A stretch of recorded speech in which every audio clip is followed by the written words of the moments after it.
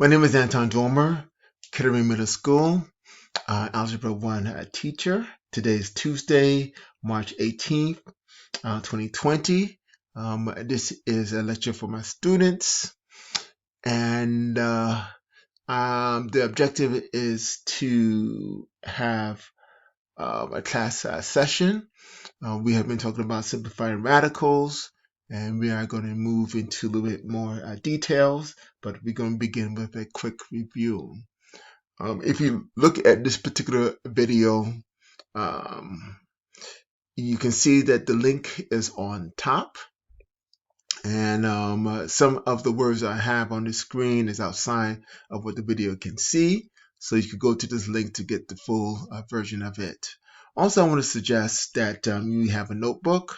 Hopefully, I will be able to collect that notebook once you come back to school. You should have your name on your notebook. You should have Algebra 1, and then each day's lesson on it. So today is Tuesday, March 18th, 2020. Okay, let's begin. Um, we are talking about radicals and simplifying radicals. So to simplify radicals, rather than looking for perfect squares or perfect cubes within a number or a variable, the way it is shown in most books, I choose to do the problem a different way. And here is how. Okay, so we are going to look at the steps associated with simplifying radicals. So step 1. Find the prime factorization of a number inside the radical. Start by dividing the number by the first prime number. And what is a prime number? A prime number is a number that is divided by itself and 1. Okay, so 3 is a prime number, 5 is a prime number, 7 is a prime number. And continue dividing by 2 until you get a decimal or remainder. Then divide by 3, 5, 7, etc.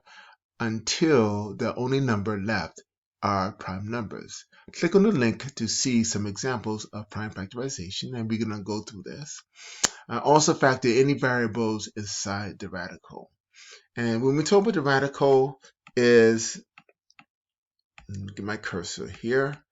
If you look at down here where I have my cursor, this is the radical. Anything inside is called a radicand. Okay, so they could be numbers or it could be variables. And we're going to talk about how to go about doing that in the subsequent days. Step 2, determine the index of the radical. The index tells you how many of a kind you need to put together to be able to move that number or variable from inside the radical to outside the radical. For example, if the index is 2, a square root, then you need 2 of a kind to move from inside the radical to outside the radical. If the index is 3, a cube root, then you need 3 of a kind to move from inside the radical to outside the radical. Move each group of numbers of variables from inside the radical to outside the radical. So again, with my cursor from inside here to outside of the radical. If there are not enough numbers or variables to make a group of 2, 3, or whatever is needed, then leave those numbers or variables inside the radicals. Notice that each group of numbers or variables get written once when they move outside the radicals because they are now one group. Step 4. Simplify the expressions both inside and outside the radicals by multiplying. Multiply all numbers and variables inside the radical together. Multiply all numbers and variables outside the radicals together. Some of the students did not want to do the factorization. I would suggest that you do it because it allows you to understand the processes and the steps that I just mentioned. So we're going to look at prime factorization at this particular point in time. Let's take a look. Okay, so here are just some examples of how to find prime factorization of a number. Example 1. Find the prime factorization of 228. Notice how they start. Step 1. start by dividing the number by the first prime 2 and continue dividing by 2 until you get a decimal or remainder, then divide by 3, 5, 7, etc. until only numbers left are prime numbers. Write the number as a product of the prime number. So if you do that, you can see that if you multiply all of this together, you end up with 228. 2 times 2 times 3 times 90 equals 228.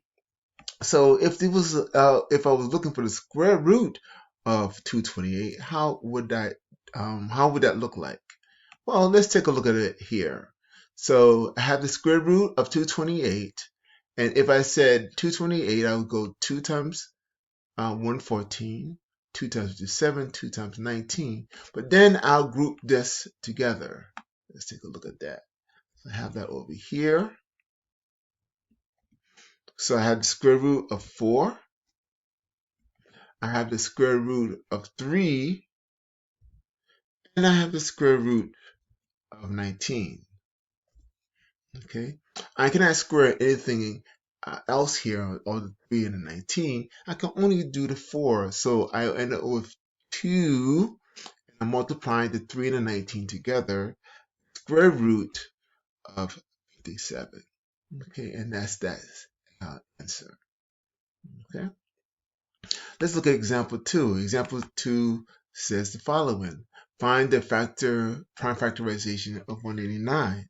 Step 1. Start by dividing the number by the first prime 2 and continue dividing until you get a decimal or remainder. Then divide by 3, 5, 7, etc. until only numbers left are prime numbers.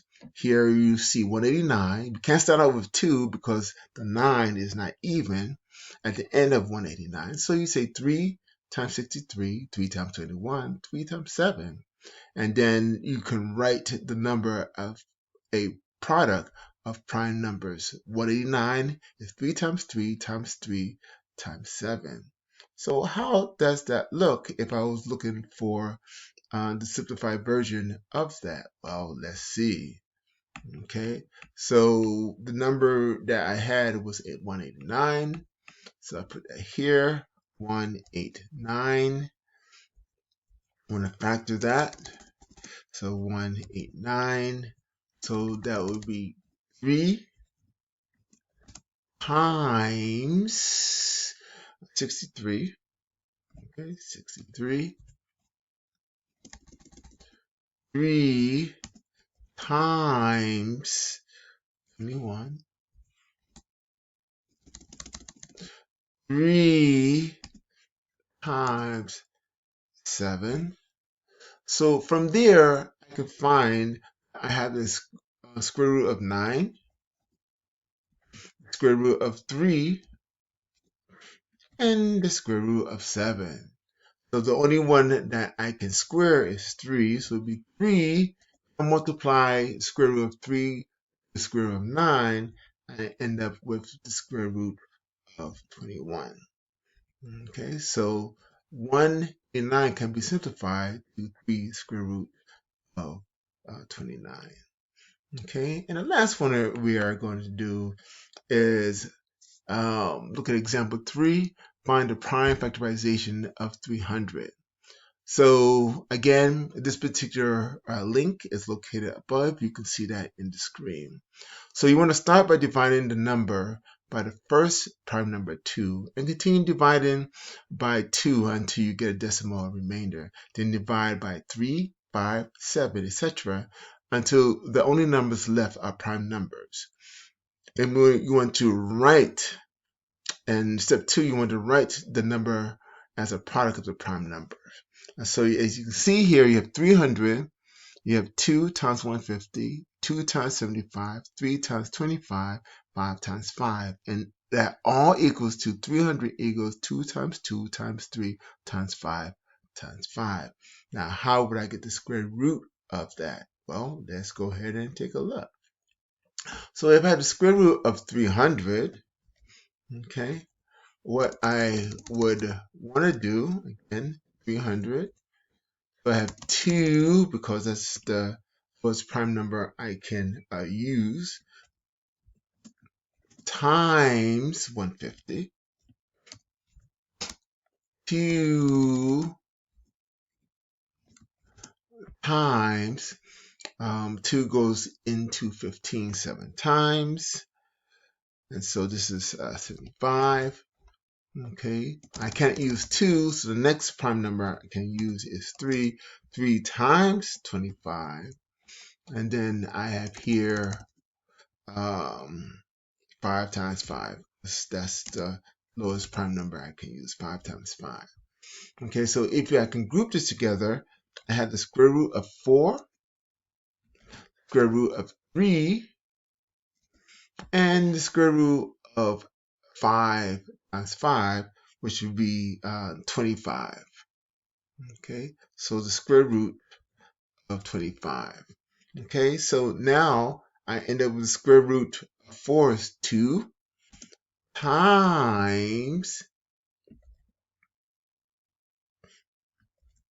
the square root of 25, which is 5, and then the square root of 3. Right? And 2 times 5 is 10. So my answer is 10 square root of 3. Okay?